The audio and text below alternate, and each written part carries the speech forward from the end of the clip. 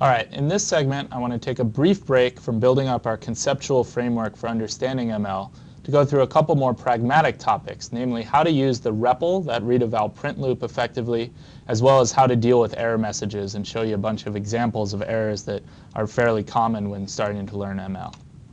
Okay, so we want to ask a couple questions. First of all is how do we run programs using the REPL, and what does it mean to have a REPL?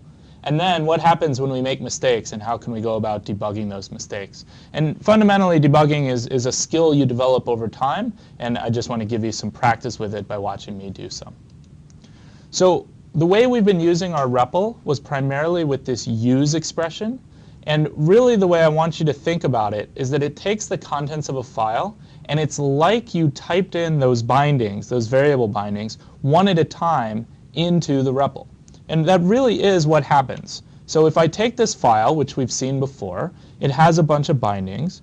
When I come over here with Control-C, Control-S, return to bring this up, I could manually type these in one at a time. Val x equals 34, val y equals 17, and so on.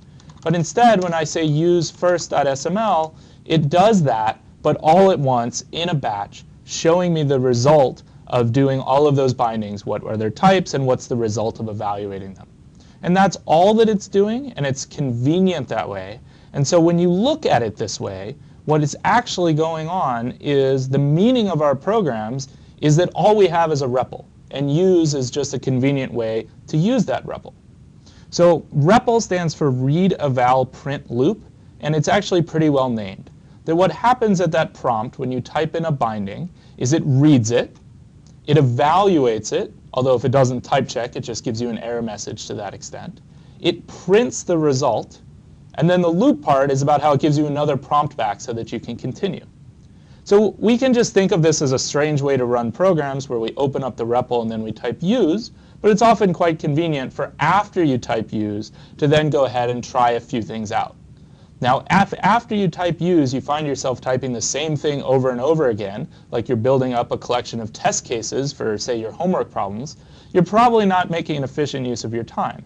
And it's better to go ahead and move those tests into a second file, and then go ahead and use one file, then use a second file that's going to include all your tests, and then maybe do a little extra playing around. But what I don't ever recommend, for reasons we'll discuss in the next segment, is typing use, playing around, and then using the same file again. Instead, what you'll always see me do is come over here to the REPL, type Control-D to end my session, Control-C, Control-S, return to restart it, and then it's OK to type use again with a file. The REPL won't stop you from doing it another way, but I don't recommend it because it's often very confusing what's going on. OK, so now let's turn to errors. Usually when I show you programs here in the video, they just work. I'm trying to demonstrate something, but we all make mistakes. You could make a syntactic mistake. You don't write something down the way you expected. You can make a type checking mistake. What you wrote down is the correct syntax, but it doesn't follow the type checking rules for the language construct you're using. Or it might type check and then run, and either it produces an exception, or it goes into an infinite loop, or it produces an answer, a value, but not the value you wanted. So debugging has to attack all of these problems, and one of the hard things is you often don't know which mistake you made, and the error message you get from ML may not help either.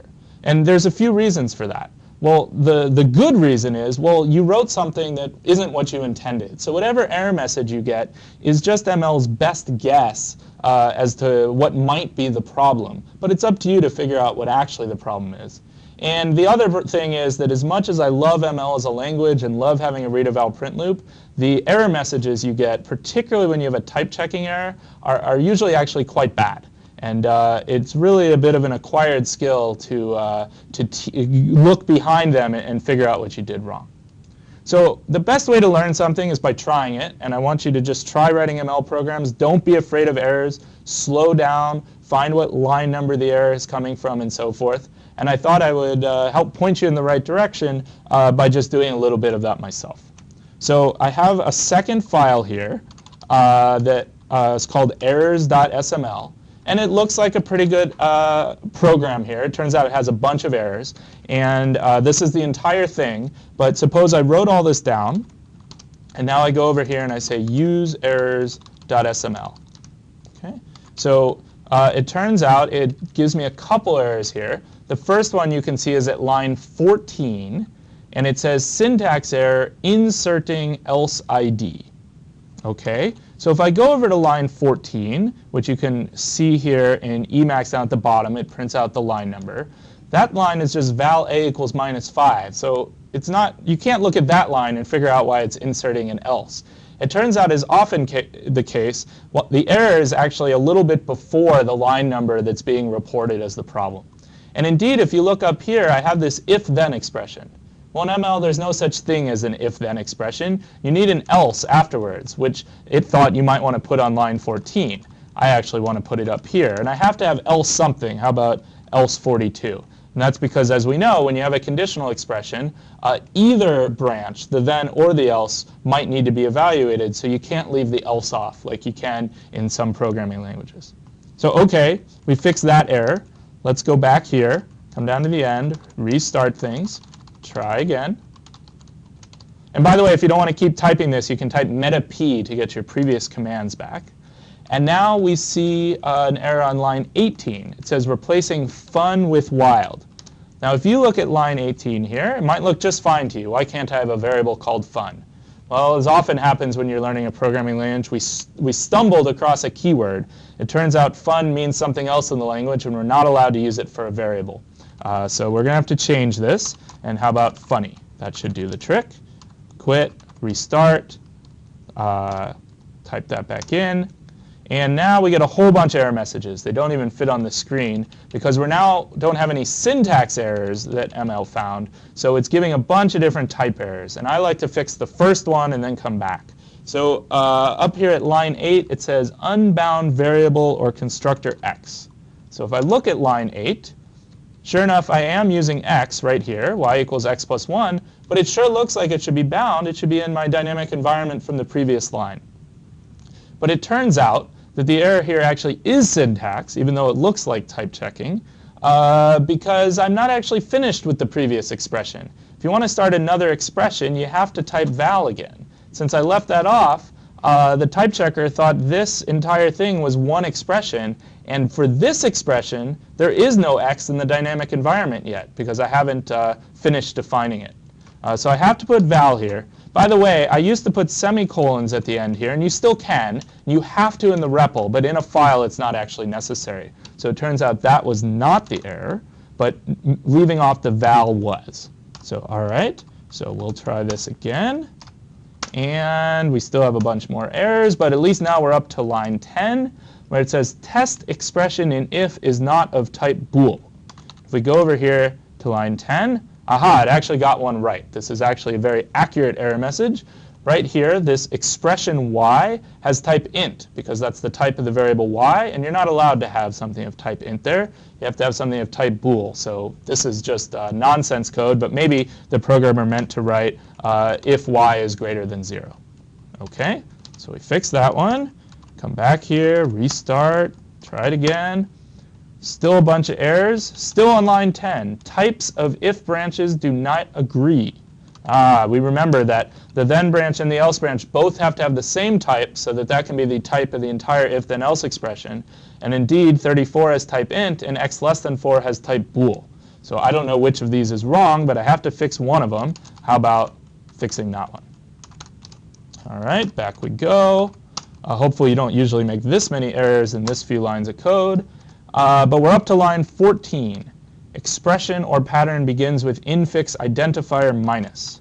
Oh, this one might not make you very happy at all. It's actually complaining about that -5. And maybe that seems crazy to you, but in ML, the only thing you can use minus for is as a binary operation, like x minus 5, or 0 minus 5, or 13 minus 5, or so on. If you want to write a negative number, you might say, oh, well, 0 minus 5 would work.